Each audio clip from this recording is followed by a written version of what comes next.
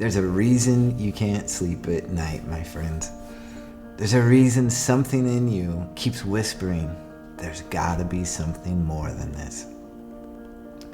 There's a reason we are all drawn to those supernatural shows, the movies like Star Wars, Marvel movies, Harry Potter, anything that demonstrates the supernatural. Because you know there's something supernatural within you. You've built your life. You've checked all the boxes. And still, something feels asleep. Something feels missing. And what if I told you that the thing blocking you from your real power, it's not out there. It's not your job. It's not your past. It's not the circumstances you find yourself in. It's that you've lost access to a very important spiritual faculty. The one your ancestors, the prophets, the ancient ones, the Essenes, our forefathers knew and taught how to use this spiritual muscle every single day. It was taught to Jesus, John the Baptist, Mary Magdalena, and the children when they were learning in Egypt as well growing up. You used to use it all the time as a child until the grown-ups told you it wasn't real and it was just your imagination. It's called the third eye. But there is actually a third eye channel. And no, this is not New Age stuff. This is some of the oldest, the most biblical knowledge on the planet. By the end of this video, you're going to understand exactly why you feel numb inside, why you feel controlled by your thoughts, feelings, and emotions. And I'm going to give you the exact ancient mechanism to wake you back up. I hope you stay with me because this is one that's going to shift something inside of you. And let's be honest with each other for a moment. Most people are not living at all. They are sleepwalking. They're just going through the motions in life. They get up in the morning, they react to their texts, their emails, their social media feeds. They doom scroll on their phone. They consume. They repeat. They are being ruled by their thoughts, their feelings, and their emotions, which create impulses that make them act upon them. It's running like a raging river, these emotions. And instead of learning how to direct them, they control them. And I want you to notice something. Why do you think there have been so many zombie movies in the last 20 years? Hordes of people, empty-eyed, shuffling forward, driven by pure appetite, with no awareness of who they are. It's not a coincidence.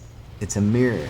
Movies are mirroring things, and they can teach us a lot.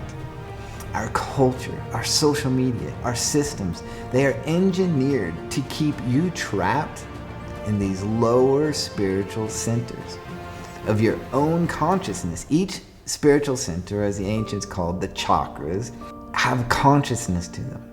The lower ones are the appetite center, the sexual center, the power and survival center, eating, intimacy, control, power. When you're hungry, you're thinking with your gut.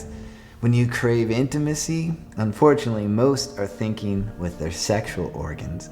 And most of humanity never even makes it past these first two spiritual centers, let alone getting to the third one in the solar plexus. If you stay there, you are not free. You have no more free will. You forfeited up your free will. By the time we're 32 or 35, we're being ruled by our subconscious, your thoughts, your feelings, and your emotions. Every impulse, every craving, every fear, everyone and everything is controlling you. The outward environment is creating your inward environment, which is your thoughts, your feelings, and your emotions. That, my friend, is spiritual death. That is what it means to be asleep or spiritually dead. The basic quality of our life is based upon the quality of our thoughts, our feelings, Unfortunately, many of us have very negative, dark thoughts, or negative ones that are on repeat day after day.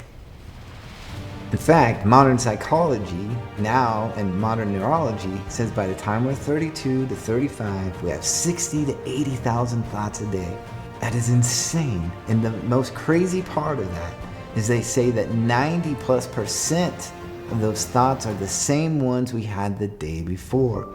That's why we're being ruled by them. The subconscious now is what's calling all the shots. But there's a way out. And it starts with understanding your own 3 anchor points of your soul that most people have never even been taught exist. So you're not trying to structure them. You're not trying to strengthen them.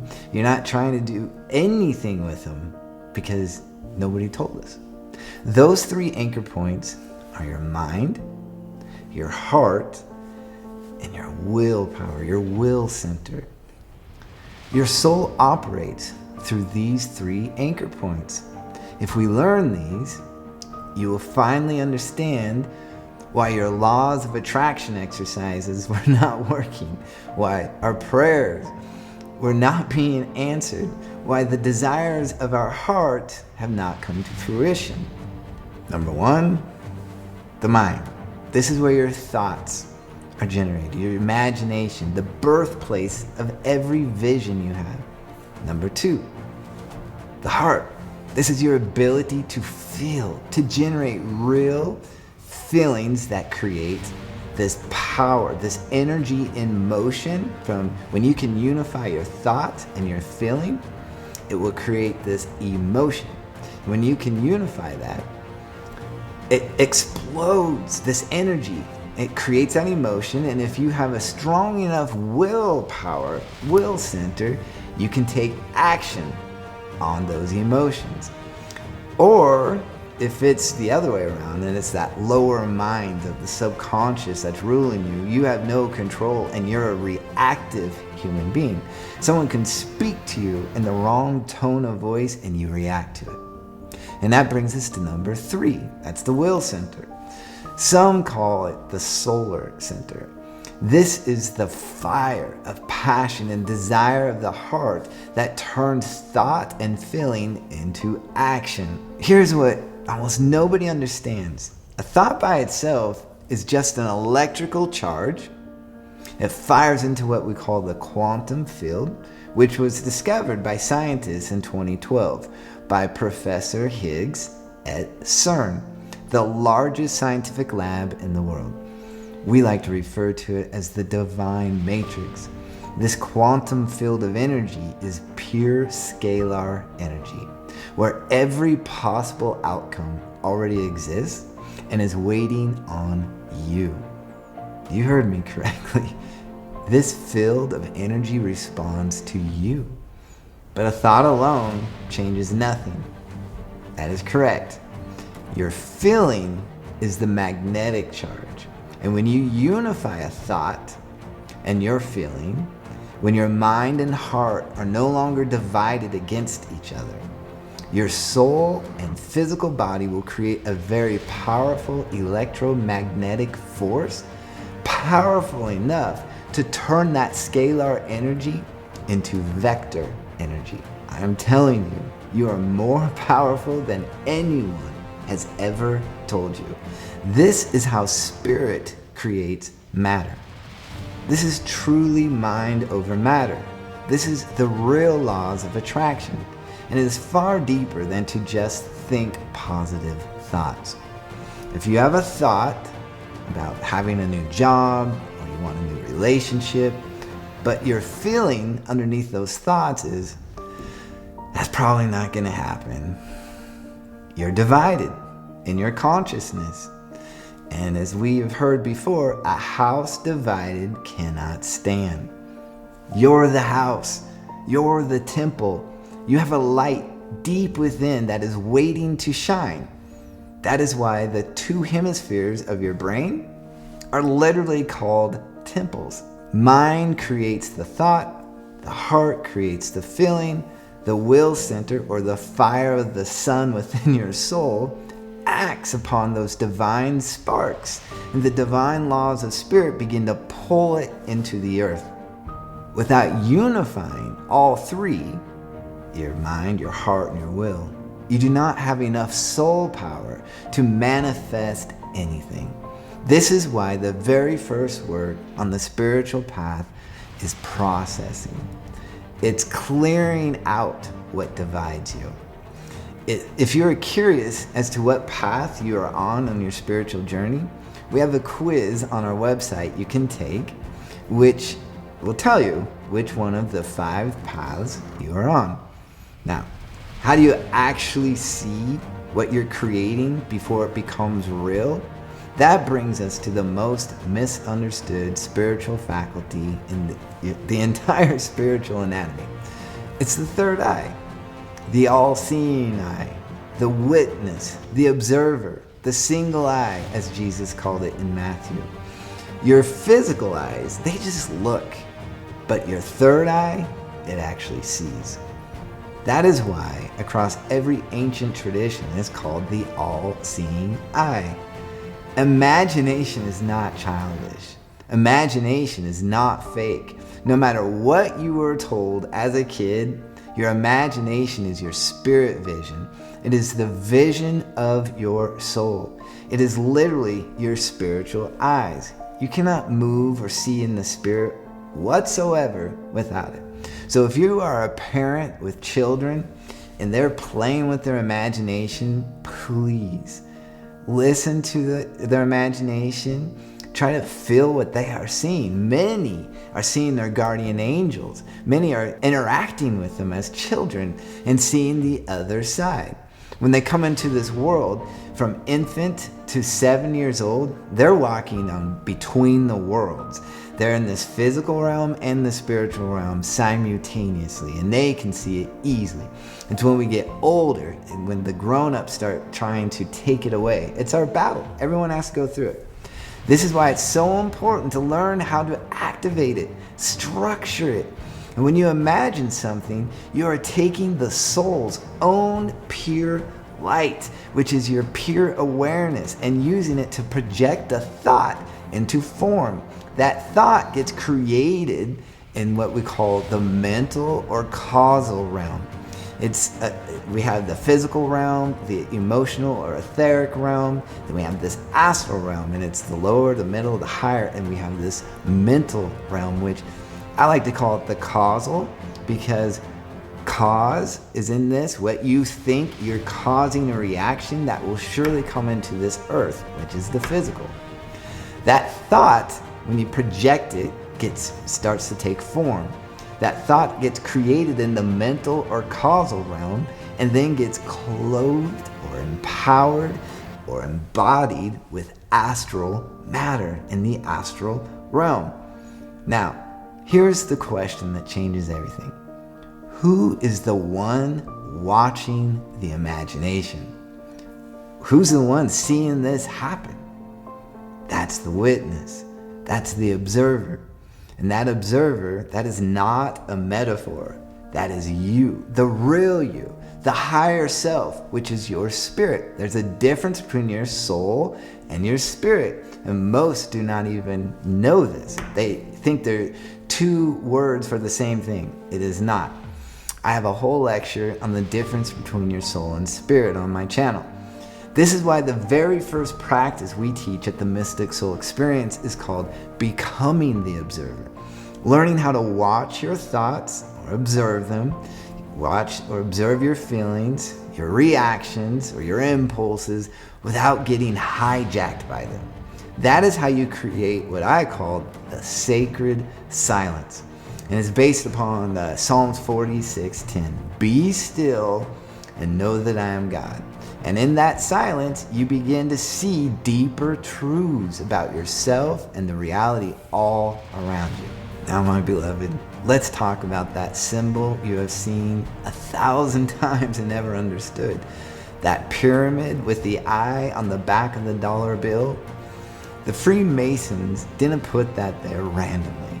That pyramid represents your soul, which is your thoughts, right on the top, your feeling and your action. and it's structured in a pyramid. That's what the bricks are representing, and aligned. And the I floating above it, that is the observer aspect of your higher self. The part of you that is always connected to God. The part that never left the heavens. It is always in God, and God is always in you. This is your divine spark from the eternal flame. This is your spirit. This is why Jesus said he and the Father are one, because he learned to stabilize living from this higher place of being fully conscious as the observer, and live from this place of being. This is what all of his teachings are for you and I. It's to teach us how to do this. This knowledge is not New Age. It is ancient. It's the opposite of New Age. It traces back to Egyptian mystic schools. Before that, the Atlanteans race, the Greeks, the very same lineage that produced Moses, the Essenes, the order from which Jesus, John the Baptist, Mary Magdalene, and the first church emerged. As Solomon once said, there is nothing new under the sun. Now, your body is a literal map of your consciousness. These lower centers, the root, the sacral, the solar, the reproductive organs, the digestive system, the solar plexus, these, when out of balance, govern survival, sex, food, and power, or control, which unfortunately usually ends up in manipulation. If that's all you are operating from, you are running on what we call the lower mind, and all of the emotional impulses that come from it, the lower mind and the lower conscience. It's when we're in constant survival mode, we are living in fight or flight mode. Our nervous system is just in the red. But your third eye, located in your crown center, which is the doorway to the higher mind, your higher self. And once this gets active and structured, you begin to see through all the illusions. You develop discernment. That's a lost art today. You start to recognize what's real from what's counterfeit. This spiritual faculty, once activated and structured properly, gives you the ability to commune with your guardian angels and all the angels, the archangels, the spirits of love, loved ones who have passed on, even the darker entities. Most people have completely lost this ability. You are going to get it back.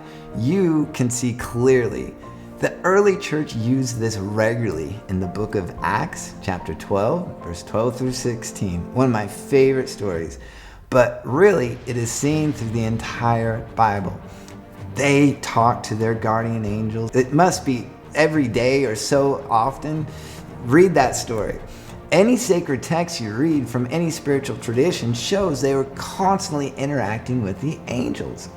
So let's ground this in scripture a little bit, because this is not separate from your faith. This is the deeper layer of your faith. Jesus said in John chapter 16, verse 24, and in the Aramaic translation, which is my favorite, it says this: ask without hidden motive, and be surrounded by your answer. Be enveloped by what you desire, that your gladness may be made full. Think about that. It also said in the Gospel of Thomas that they found in the Dead Sea Scrolls and the Nag Hammadi Library. Notice what he did not say in that passage. He didn't say, ask with the words of your mouth. You ask with your soul, which is your thoughts, your feelings, and your emotion. That is the language of the soul. And that is what the Spirit listens to. And if you look at Hebrews chapter 11, verse 1, it clearly says, faith is the substance of things hoped for, the evidence of things not seen. Where does that evidence come from, my friend?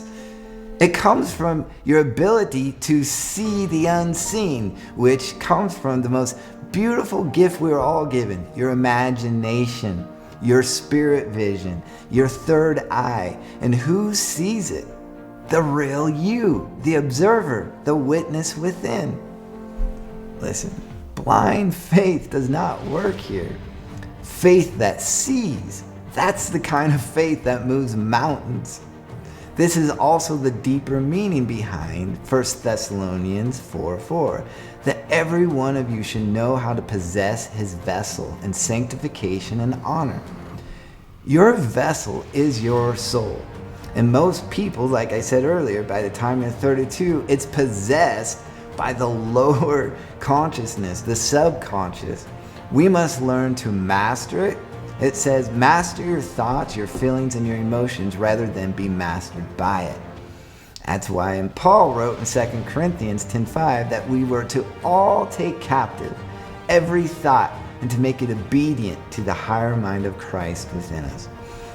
Most think it's impossible, but we give the exact steps of how that is more than possible. It's our salvation. And when you and your third eye opens, this verse becomes alive too.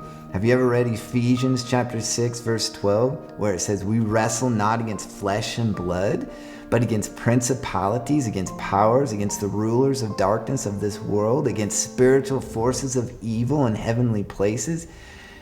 You start to see the programs, the negative thought loops, the subconscious patterns running your life and the lives of people all around you. And this is exactly what allows real healing to start to happen within your heart, within your mind, within your soul. So let's do a couple simple practices, but don't underestimate these simple practices. Just try this. Close your eyes and choose something familiar. Maybe it's in the room you're in, right? Just imagine your room. Don't just picture it. Really imagine it. Make it come to life. We do this with childlike faith, using your imagination. Just play with this. It's fun, right? You can also go to our website. I have this meditation called the Illumination of the Holy of Holies. And this has helped so many activate this part of their, in the crown center, in the third eye. This is where seekers become seers. I encourage you to go look at this. Do this consistently and you will move to more advanced work, even projecting your awareness through your own home. That's what I wanted you to try. In the etheric planes, your dream life, right, will become vivid and active. This happens to every single one of our students. It is one of our most exciting shifts in the entire journey. All of our initiates learn to astral project fairly early in this process. It is necessary for the deeper work. Again, you can go download these at our website. Try that simple exercise of just moving with your imagination through your own room. It's just like dreaming. Dreaming is the basic of astral projection. So if you're already starting to dream, that means your third eye is happening. If you're not dreaming, go do my meditations of illuminating your soul and your Holy of Holies. You will start to dream very quickly if you stay consistent with that. So, my fellow truth seekers, hear me clearly. You were never meant to stay asleep. You were never meant to be ruled by your thoughts, your feelings, and your emotions of the lower mind, while your soul, the real self, the witness, the observer, the eye above the pyramid, sat dormant, waiting to be remembered. So, self-mastery is not self-help. It's not a self-help concept. It is the ancient path of the Essenes, the Egyptians, the prophets, Jesus himself.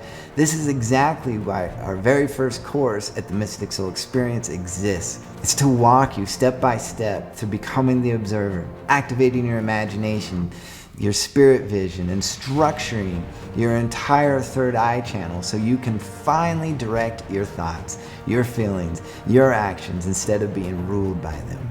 If what you heard today stirred something inside of you, it's not an accident.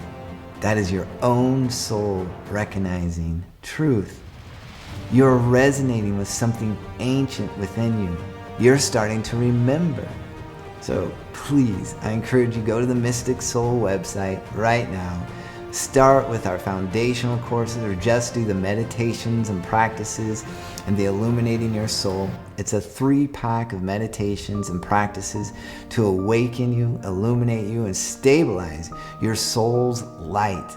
And if you are ready to go even deeper, join us in person at our upcoming retreats, where we do this work together in community and fellowship under real guidance. Or you can book a one-on-one session with me or one of our other teachers at the school, Lisa. It is time to stop sleepwalking. Open the single eye, the third eye that can see all, and start remembering who you are, who you've always been. You're not a rotten, filthy sinner trying to earn your way back to salvation. You are a spark from the eternal flame. That's why Jesus said, you're the light of the world. The things I do, you shall do also. So remember who you are. I'll see you there in our next retreat, our next session. God bless.